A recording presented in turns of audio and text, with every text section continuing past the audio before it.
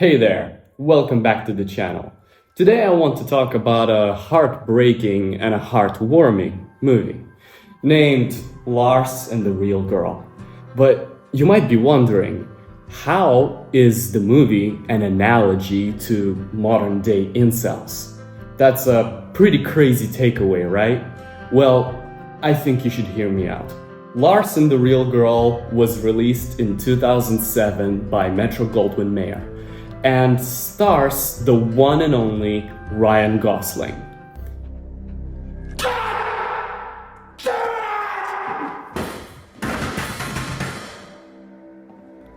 The movie is directed by Craig Gisepel and based on a screenplay written by Nancy Oliver. This film is often categorized as a tragic comedy, but from my perspective, I'd go a step further and call it a tragic irony. The story centers around Lars Lindstorm, a socially awkward and possibly autistic young man living in a small community. Lars struggles a lot with human connections.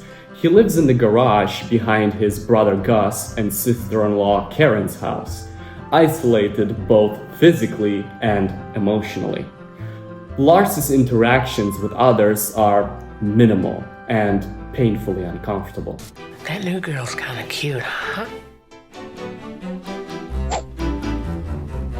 One day, Lars orders a life-sized, anatomically correct love doll named Bianca, not for sexual purposes, but as a surrogate for real human relationship.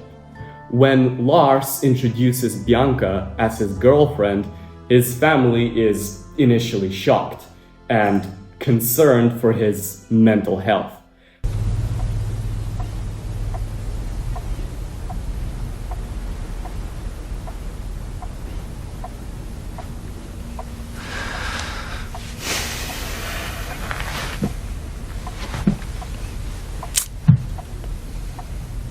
You know, Bianca's a missionary. However, with the guidance of Dr. Dagmar, the local doctor and therapist, they decide to support Lars by encouraging the entire town to play along with his delusions. What's that sound? By Veronica Charles. I hear the telephone.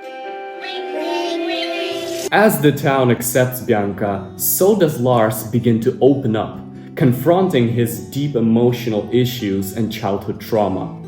This strange decision to play along with his craziness allows him to gradually open up to others and eventually grow confident enough to let Bianca go by convincing himself that she's dying from an incurable illness.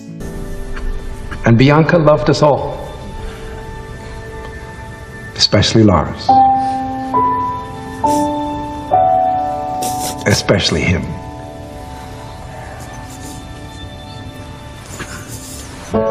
In the end, Lars manages to form a real relationship with a real girl, showing that he finally let go of his delusions. Do you want to take a walk? Yes.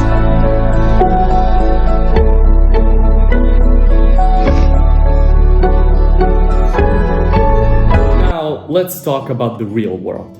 Unfortunately, in the real life, things usually play out differently, leaving people like Lars without a good ending. Incels are a term you might have heard before. Describes the real-life equivalent of Lars. An incel, short for involuntarily celibate, is a member of an online community of young men who consider themselves unable to attract women sexually. This community is typically associated with radical views, often hostile towards women and men who are sexually active. You see, Lars, despite his social awkwardness and emotional difficulties, is a kind and gentle individual. He doesn't exhibit hostility or bitterness that is commonly associated with the incel community. So you might ask, how does he reflect incels so well? And that's what I want to explore today. Lars is not angry or misogynistic or filled with resentment towards women. However, if we dig deeper, we see that Lars's initial decision to purchase Bianca stems from a place of loneliness and emotional isolation.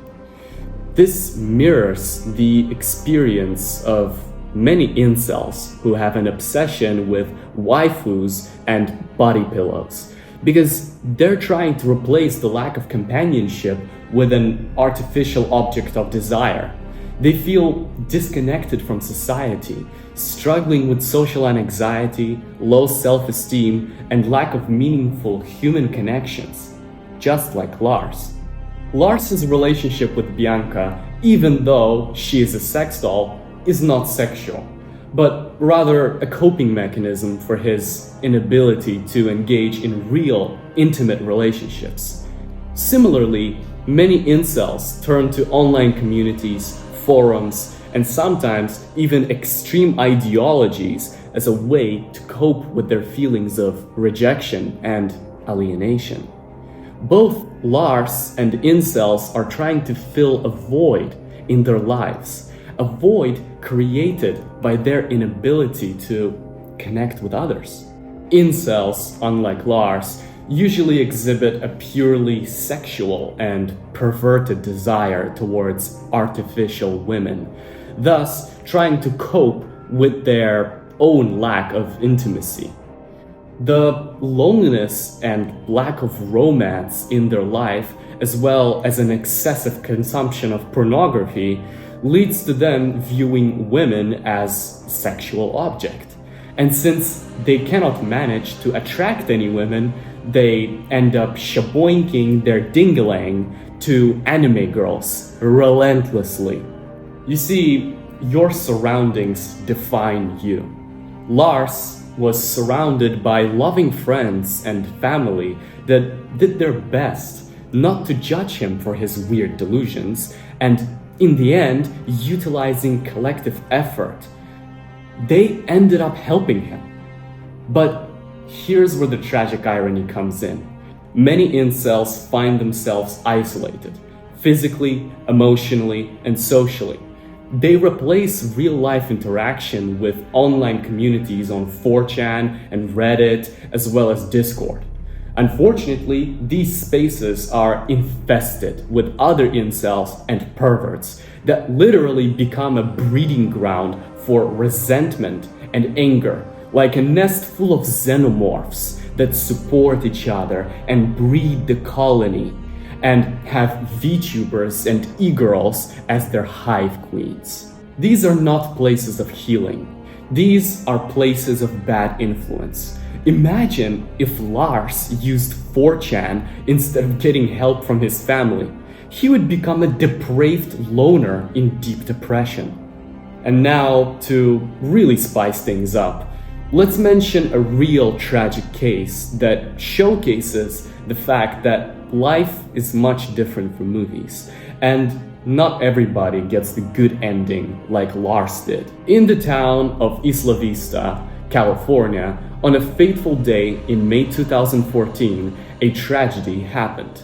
A young man named Elliot Rodger, with an online alter ego, Supreme Gentleman, carried out a series of violent attacks. His rampage resulted in deaths of 6 innocent people and left 14 others injured. But why is that bastard Elliot so significant? Well, you see, on the outside, Elliot seemed to have everything. He was well dressed, came from a wealthy family, and had a ton of future opportunities. But inside, Elliot was full of hatred. He was ignored by women he admired.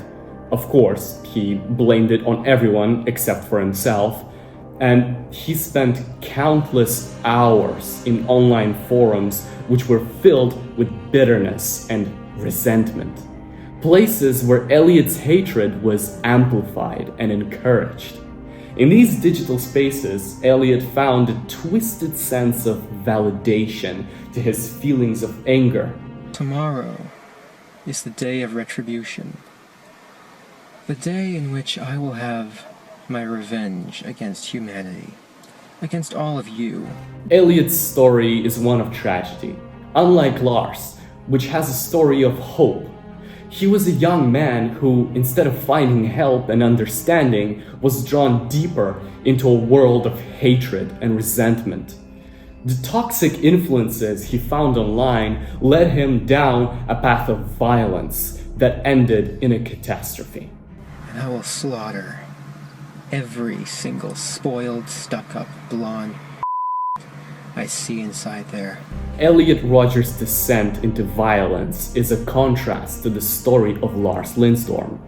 Lars, despite his own struggles with loneliness and social awkwardness, was surrounded by a caring community that chose to support him even in his most unusual moments. Every person in this town bends over backwards to make Bianca feel at home. Why do you think she has so many places to go and so much to do? Huh? Huh? Because of you! Because all these people love you! Elliot, on the other hand, found no such community in the real world. The online spaces he turned to only deepened his feelings of resentment and isolation, reinforcing his belief that he was justified in his anger. Without the kind of support Lars received, Elliot's pain spiraled out of control, leading him to commit acts of unspeakable violence. It's a story that serves as a grim reminder that life is much different from movies. Just picture what could potentially happen if Lars got encouraged by the same people the Supreme Gentleman was encouraged by. It would be a total disaster. So, what can we learn from Lars and the Real Girl in relation to modern-day incels? First, it underscores the importance of understanding. Because Lars's community didn't ridicule him or push him away. Instead, they embraced his delusion and weirdness, even though he seemed annoying and repulsive to many. That allowed him to work through his issues at his own pace. And this kind of empathy is often missing in the real world, where people are quick to judge others or dismiss those who are struggling. And that's exactly why we have cases such as the Supreme Gentleman. We, as the human race, lack the empathy towards one another. And man, just try to be more understanding sometimes, and maybe you will unknowingly make the necessary difference. Well guys, thank you for watching. Don't forget to like, subscribe, and hit the bell. And hey, tell me in the comments, do you want to see more video game-based content or movie-based content? I'd love to hear your thoughts. And if you have a friend like Lars or even Elliot, check up on them, alright? You might make a big change.